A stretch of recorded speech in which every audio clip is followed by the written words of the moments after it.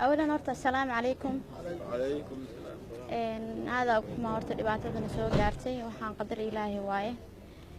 Runtii aabayaashay tihiin oo waa iiga soo horeyseen dhibkan.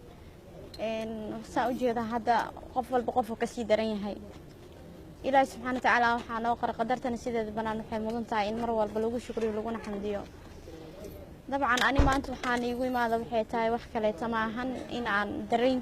dareenkiina aan ila qaato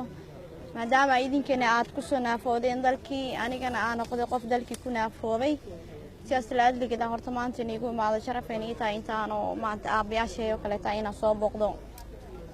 runtii waxa kale oo sharaf ii ah in maanta dalkii oo marxalad adag ku jiro dhibaatooyin badan ku jirto haddana ay jirto inaan lis ogeyn oo qof walba meeshuu ku dhiban yahay dhibkiisa uu ku egyahay qofka markuu naafo noqdana waxaa jirto inuu leeyahay weliyahay ma ii dhiirigelinaan oo nolosha uusan ka quusan maadaama aniga hadda aan ila hadlayo aan ahay qof qaarka dambe ka dareen beeshay sida hadda arkaayo aabaas lugtu ka go'an yahay aabaan gacantu ka go'an yahay sidoo kale aabaas kale labada lugooda ka go'an yahay alxamdulillaah ilaa baa mahad iska leh waxaan kaloo maanta meeshaan iigu imaadana waxay tahay marka horeeto in aan Ilaahay subxaanahu wa ta'aala dhibaatada naga saaro anigana rajada aan leeyahay inkastoo ay iska fiican tahay oo hadda aan jeclahay inaan tago dalka Jarmalka si aan xaalad caafimaad u helo kolay in la heli doono inaan la heli doonin Allahu yaclam Ilaahay subxaanahu wa ta'aala xukunkiisa ku jirta laakiin dadaal un baaraadinaya sidaas la adiligeeda maanta iigu imaaday waana ku mahadsantihiin imaashaha sidaa sharafta la soo dhaweyseen marka soo dhawaada mar labaad iyo mar saddexaad waxaad dhiileeda ra'yi ay ugu sii dhiirgelin lahaydeen way nii furan yahay positionkiina aad iyo aad baan kuugu mahad celinaynaa dhammaantaya insha allahu haddii ilaahay idmana waanu kuu ducayn doonaa nasoo booqashada aana soo booqatana waa kaaga mahad celinaynaa maadaama gabar yar aad tahay dhibaato ay ku soo gaartay ilaahay waxaanu kaaga baryaynaa dhibaatada ilaahay inuu kaa bixiyo adigoo intaan ka caafimaad badan oo cagahaaga ku socdana ilaahay noo kaa keeno waxaan kaloo kugula talinaynaa qofku hadduu jiisoobo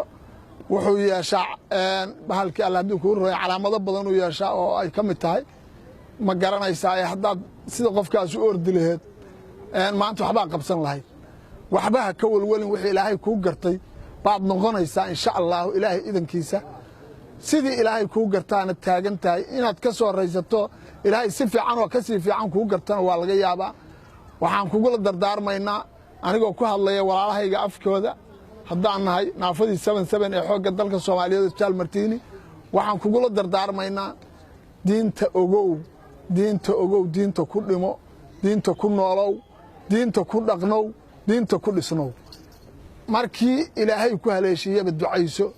waxaad ku ducaysataa wixii ku soo gaaray ilaahay xaqiisa inay kaaga yimaadeen ilaahayna asaga ka bixin kara laakiin haddaad samar u yeelato wad ka faa'iideysanaysaa haddaad sabugta iyo cuqdad isgeliso waa on kaaga sii daraysaa oo qof waxa tahay allihii ku abuurtay aan ku kalsoonayn waxaan ka codsanaynaa ilaahay ku abuurtay oo sida ka dhigay inaad ku kalsoonaato inuu ku bedelana waa heli karaa ilaahay waxba kuma ahan daqiiqad gudeed inta hadda aan kula hadlayo inuu ku bedelo iska istaagtana ilaahay waa ku heli karaa hadba sidii aad ku sugan tahay ilaahay ku xamdi hadba sidii aad ku sugan tahay ilaahay ku xamdi annaguna waa kaaga mid celinaynaa booqashadaadna soo booqatay waana kuugu hambalyeynayna waxa lagu geynayaa waa dal shisheeye qof dumarana waa tahay dalka shisheeye waxa badanaaba gaaladu dadka raggii soo maray baa soo maray raggan badankiisa soo maray oo dal shisheeye la geeyay gaaladu badankiisba waxay dadka la raadisaa inay xerada ilaahay oo ay ku jiraan ka baxaan markasta waxaad iska ilaalisaa nin gaalo warkiisa inaad raacdo ilaahaygi inaad isku xirto isku day rabbigii ku abuurtay isku xir arintiisa isku xir ilaahay inuu ku abuurtay suu rabana uu ku gali karo kuna wanaajin karo kuna jiisayn karo hortaadeeraada oo mahadsantihiin wax badan hadda saas u badan niimo wado intaan ina maanta afur ka dhigataan aan igu talagalay hadduu ilaahay raali ka noqdo waxaan rabaa ummadda Soomaaliyeed meel walba ay joogaan runtii waxa weeyaan maanta imaashaha uu maaday kama lahayn dan gooniya laakiin waxa ay damqisay inay jiraan dad aan ila mid ah oo ku xareysan xeryaha magaalada Muqdisho ay ka mid tahay xerada ciidanka Martini runtii waxaan rabaa ummadda Soomaaliyeed meel walba ay joogaan inay sida u garab taagan isku garab taagan anaga inay ayagana noo garab taagnaadaan insha Allah taala waxaan rabaa ummadda Soomaaliyeed inaan baaq u jeediyo baaqaas oo ah in aan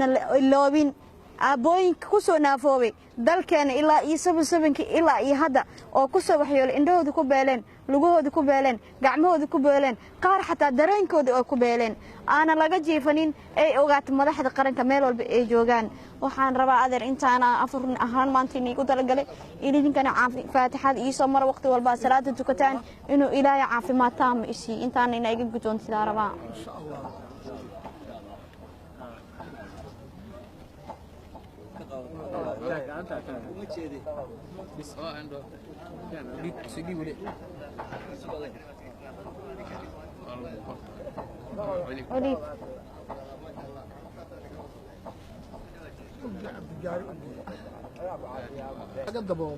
إن شاء الله. إذن كان إلهي عافماتا مهانيسيو